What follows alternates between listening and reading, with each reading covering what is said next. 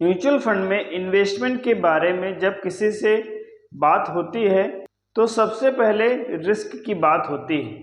हर कोई जानना चाहता है कि ये जो रिस्क है म्यूचुअल फंड में क्या होता है।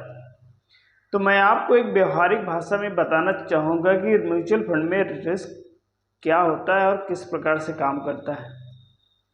जब हम गाड़ी चलाना सीखते हैं, बाइक हो या कार, इनिशियल में जब हम सीखते हैं व्हीकल को बहुत ही सोच समझकर ऑपरेट करते हैं, तो हमारे मन में फियर रहता है कि हमारे द्वारा किसी से एक्सीडेंट ना हो जाए। इसी प्रकार से मार्केट में जब हम नया नया निवेश करते हैं तो हमारे मन में ये बात होती है कि हमारा पैसा लैप्स तो नहीं हो जाएगा।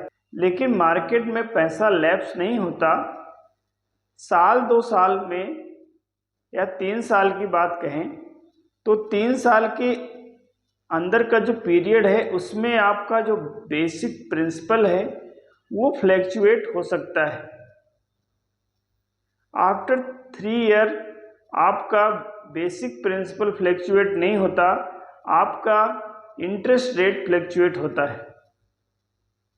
और इसी फ्लैक्चुएशन को समझने के लिए, जानने के लिए सेबी की गाइडलाइंस है और म्यूचुअल फंड का कोट है, subject to market risk, read all scheme document carefully.